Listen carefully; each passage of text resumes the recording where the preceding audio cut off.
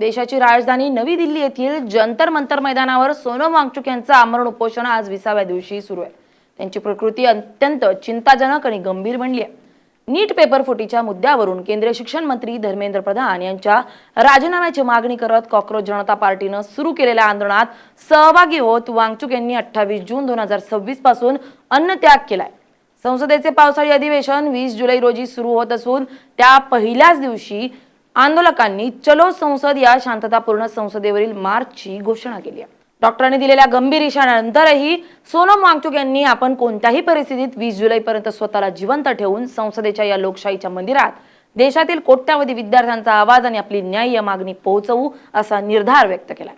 संसदेपासून अवघ्या 2 ते 2.5 किलोमीटर अंतरावर देशातील एक अग्रगण्य विचारवंत आणि राष्ट्रीय संपत्ती मानला जाणारा माणूस प्राणांची बाजी लावून बसलेला असतानाही केंद्र सरकार आणि सत्ताधारी नेत्यांनी दाखवलेली उदासीनता सध्या देशभरात तीव्र संतापाचा आणि चिंतेचा विषय बनली असून देशातील लोकशाही जिवंत आहे की संपली आहे यावर मोठं प्रश्नचिन्ह उपस्थित केले जात आहे। देशातील वैयक्तिक शिक्षणासाठी अत्यंत महत्त्वाची मानली जाणारी नीट परीक्षा यंदा मोठ्या वादाच्या भोवऱ्यात सापडली असून प्रश्नपत्रिका फुटल्याचे आणि गैरप्रकार झाल्याचं समोर आल्यानंतर देशभरातील लाखो विद्यार्थ्यांचं भविष्य टांगणीला लागलंय। या भ्रष्ट शिक्षण व्यवस्थेविरोधात कॉकरोच जनता पार्टीनं 20 जून 2026 पासून जंतर मंतरवर ठिय्या आंदोलन सुरू केलं होतं, ज्याला आज 28 दिवस पूर्ण झाले। या आंदोलनाला अधिक बळ देण्यासाठी आणि देशातील तरुण पिढीच्या भविष्याचा अधिकार सुरक्षित करण्यासाठी महात्मा गांधींच्या अहिंसक मार्गाचा अवलंब करत सोनम वांगचुक 28 जून रोजी या उपोषणात सामील झाले। कॉकरोच जनता पार्टी आणि आंदोलकांच्या प्रमुख मागण्यांमध्ये शिक्षण मंत्री धर्मेंद्र प्रधान यांनी या संपूर्ण नैतिक जबाबदारी स्वीकारून आपल्या पदाचा राजीनामा द्यावा, परीक्षा प्रक्रियेत सुधारणा कराव्यात, आत्महत्या केलेल्या विद्यार्थ्यांच्या कुटुंबियांना प्रत्येकी 1 कोटी रुपयांची भरपाई देण्यात यावी या अटींचा समावेश आहे। लडाखच्या दुर्गम भागातून येऊन देशातील शिक्षण क्षेत्रात मोठं योगदान देणाऱ्या वांगचुक यांनी स्पष्ट केलंय की वैयक्तिक राजीनाम्यानं संपूर्ण व्यवस्था सुधारणार नाही, परंतु यामुळे सरकारमध्ये जबाबदारीची भावना निर्माण होण्यास मदत होईल।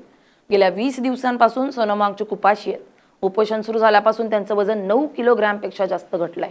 या पार्श्वभूमीवर दिल्ली उच्च न्यायालयात दाखल करण्यात आलेल्या एका जनहित याचिकेवर सुनावणी करताना न्यायालयाने प्रत्येक नागरिकाचा जीव मौल्यवान आहे असं सांगत दिल्ली प्रशासनाला वांगचुक यांच्या आरोग्याची दररोज क्लिनिकल तपासणी करण्याचे आणि आवश्यकतेनुसार तातडीने वैद्यकीय उपचार पुरवण्याचे आदेश दिलेत। जंतर मंतरच्या या मंचावर केवळ वांगचुक एकटेच नसून ऑल इंडिया स्टुडंट्स असोसिएशनच्या नेहा, मनीष आणि आमीन यांच्यासारखे तरुण विद्यार्थी नेत्यांची प्रकृती ही अन्नत्यागामुळे गंभीर बनली असून त्यांना चालणं अशक्य झाल्यानं व्हीलचेअरचा वापर करावा लागतोय। सोनम वांगचुक यांच्या या आंदोलनाला आता संपूर्ण देशातील विरोधी पक्षांनी आणि नागरी समाजानं आपलं समर्थन दिलंय। दिल्लीचे माजी मुख्यमंत्री अरविंद केजरीवाल, काँग्रेसचे ज्येष्ठ नेते पवन खेरा, के.सी. वेणुगोपाल, समाजवादी पार्टीच्या खासदार डिंपल यादव, हरियाणाचे माजी उपमुख्यमंत्री दुष्यंत चौटाला, खासदार चंद्रशेखर रावण, प्रकाश आंबेडकर, खासदार सुप्रिया सुळे यांच्यासारख्या प्रमुख नेत्यांनी प्रत्यक्ष जंतर मंतरवर जाऊन वांगचुक यांची भेट घेतली आणि त्यांच्या मागण्यांना पाठिंबा दिलाय। अरविंद केजरीवाल यांनी जंतर मंतरवर उपस्थितांना संबोधित करताना केंद्र सरकारवर जोरदार निशाणा साधला आणि सत्ताधाऱ्यांनी तरुण आणि कॉकरोच आंदोलकांचे ऐकले नाही तर जनता त्यांना निवडणुकीत धडा शिकवेल असा इशारा दिलाय। तसेच धर्मेंद्र प्रधान यांच्या राजीनाम्यानंतर सोनम वांगचुक यांना देशाचे शिक्षण मंत्री बनवण्याचा प्रस्तावही त्यांनी मांडलाय।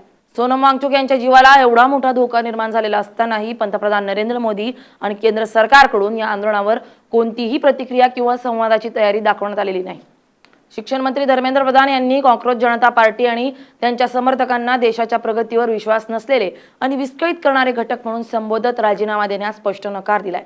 या उलट विरोधकांचं म्हणणं आहे की शांततापूर्ण आंदोलन हा राज्यघटनेनं दिलेला मूलभूत अधिकार असून लाखो विद्यार्थ्यांच्या भवितव्याशी जोडलेल्या नीट घोटाळ्यासारख्या संवेदनशील विषयावर देशाच्या पंतप्रधानांचं मौन हे लोकशाही मूल्य पायदळी तुडवण्याचं लक्षण आहे।